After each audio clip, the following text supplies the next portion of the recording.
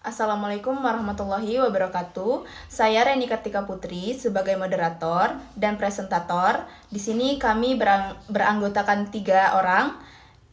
Untuk judul proposal kami yaitu pengembangan media pop-up book dalam pembelajaran Pancasila kelas 4 pada materi keberagaman budaya kelas 4 UPT SD 1 Tanjung Kemala. Untuk latar belakang masalah yang kami temui, yaitu menurut hasil wawancara dengan seorang guru dari kelas 4 di UPT SD 1 Tanjung Kemala, dikemukakan bahwa sebagian besar siswa di kelas tersebut belum memiliki pemahaman tentang keberagaman budaya, khususnya mengenal budaya terkait rumah adat, alat musik tradisional, dan senjata tradisional dalam konteks pembelajaran Pancasila. Para siswa ini tampak kesulitan dalam memahami berbagai keberagaman budaya yang ada di Indonesia. Kondisi ini menyebabkan kesulitan dalam proses pembelajaran dan mengajar. Dalam upaya mencari solusi atas permasalahan ini, sebuah media pembelajaran inovatif yaitu pop-up book dikembangkan sebagai alternatif yang menjanjikan. Media ini dibuat dengan pendekatan animasi yang berbentuk buku 3D atau 3 dimensi yang dapat bergerak dan berinteraksi.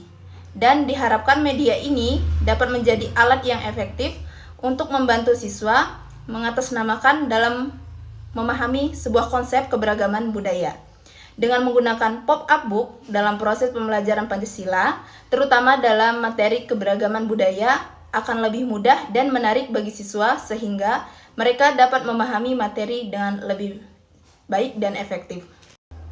Untuk tujuan penelitian kami yaitu yang pertama mengembangkan media pembelajaran pop-up book dan yang kedua yaitu mengetahui kelayakan media dari aspek respon siswa. Selanjutnya, teori yang kami gunakan dalam penelitian itu yaitu yang pertama pengertian pembelajaran. Teori yang kami gunakan yaitu menurut Sadirman dan kawan-kawan 2011 di halaman 6. Selanjutnya menurut Musfikom 2012 di halaman 28 dan selanjutnya yaitu Akib 2010 di halaman 58. Selanjutnya yaitu fungsi pembelajaran. Teori yang kami ambil yaitu dari Rahayu S dan kawan-kawan 2021. Selanjutnya menurut Mikon Fadilah 2023 mengatakan terdapat 4 fungsi media pembelajaran, yaitu mengubah titik berat pendidikan formal, menumbuhkan semangat motivasi belajar, memberikan kejelasan, memberikan rangsangan. Dengan demikian, pemanfaatan media dalam pembelajaran tidak hanya memperkaya pengalaman belajar, tetapi juga sangat berpengaruh pada hasil belajar siswa. Selanjutnya yaitu manfaat media pembelajaran. Teori yang kami ambil yaitu menurut Suwarna dan kawan-kawan 2018 menyampaikan beberapa manfaat media pembelajaran yang patut diperhatikan, yaitu penyampaian materi pembelajaran dapat diseragamkan. Yang kedua, proses pembelajaran menjadi lebih menarik. Yang ketiga, proses pembelajaran menjadi lebih interaktif. Selanjutnya, waktu yang digunakan dalam proses belajar mengajar bisa dioptimalkan. Selanjutnya, kualitas belajar siswa pun dapat ditingkatkan. Proses pembelajaran dapat berlangsung di mana saja dan kapan saja. Sikap positif siswa terhadap proses belajar juga dapat ditingkatkan melalui media pembelajaran. Yang terakhir yaitu peran guru pun dapat bergeser menuju arah yang lebih positif dan produktif. Selanjutnya, teori yang kami ambil yaitu jenis-jenis media pembelajaran. Teori menurut Fazarjani dan Indra Neu 2020 berargumen bahwa media pembelajaran dapat dikelompokkan dalam beberapa klasifikasi media pembelajaran, diantaranya ditinjau dari sifatnya seperti media audio, radio, rekaman suara, dan media visual yaitu film, foto, lukisan, peta, gambar, dan sebagainya. Selanjutnya, ditinjau dari kemampuan jangkauannya, di mana media pembelajaran ini dilihat dari jumlah audiens, yaitu peserta didik dan ruang yang digunakan dalam proses pembelajarannya sehingga media yang digunakan dapat bermanfaat dalam proses pembelajaran. Selanjutnya, teori yang kami ambil mengenai media pembelajaran pop-up book yaitu yang pertama, jenis-jenis dan manfaat pop-up book. Kami mengambil materi menurut Zahro 2016 halaman 48 mengidentifikasikan beberapa variasi buku pop-up book, yaitu yang pertama transforming books, yang menggambarkan perubahan bentuk dan pergerakan objek secara vertikal dengan cara menarik dan membuka halaman ke samping. Selanjutnya, Vol Faille merupakan selembar kertas berbentuk cakram yang memiliki bagian-bagian yang dapat diputar. Selanjutnya, buku tunnel yang juga dikenal sebagai buku terowongan terdiri dari sekelompok halaman yang diikat dengan 2 lembar kertas terlipat di setiap sisinya sehingga objek-objek di dalamnya dapat terlihat. Selanjutnya, bagian kajian materi pembelajaran Pancasila. Teori yang kami ambil yaitu menurut Anggraini dan kawan-kawan 2020, Pancasila adalah dasar falsafah negara Indonesia dan ideologi negara yang diharapkan menjadi pandangan hidup bangsa Indonesia. Sehingga dasar pemersatu Pancasila adalah sistem ajaran bangsa Indonesia dan menjalani kehidupan bernegara dan bermasyarakat. Bangsa Indonesia meyakini kebenaran nilai-nilai yang terkandung dalam Pancasila sebagai pedoman berpikir dan bertindak.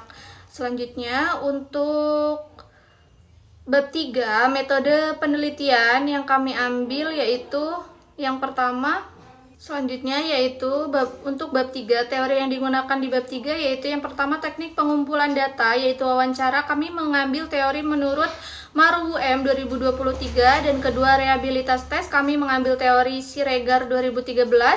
Selanjutnya indeks kesukaran, kami mengambil teori Lestari dan Yuda Negara 2018, Lestari dan Yuda Negara 2018, Kurniawan 2021, serta kriteria daya pembeda kami mengambil teori dari Lestari dan Yuda Negara 2018. Selanjutnya kriteria angket respon peserta didik kami menggunakan teori Sugiono 2013.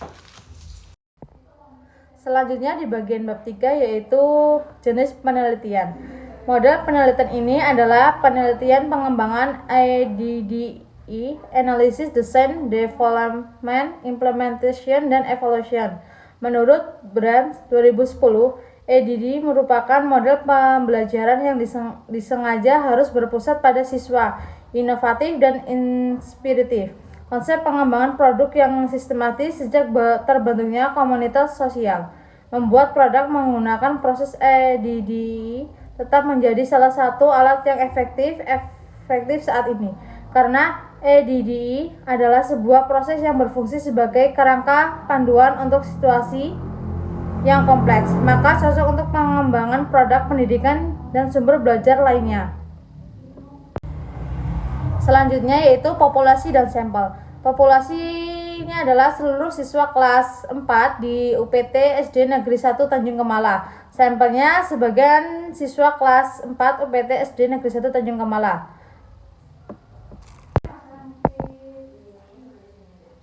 Yang dipilih secara purposif atau bertujuan karena dianggap mewakili populasi dan sesuai dengan kebutuhan uji coba media pembelajaran yang dikembangkan. Selanjutnya, teknik yaitu teknik dan instrumen pengumpulan data. Yang pertama yaitu teknik pengumpulan data dokumentasi, kedua wawancara, ketiga pengamatan, keempat angket respon peserta didik, dan kelima tes hasil belajar. Baik, itu saja yang dapat kami sampaikan. Saya akhiri. Wassalamualaikum warahmatullahi wabarakatuh.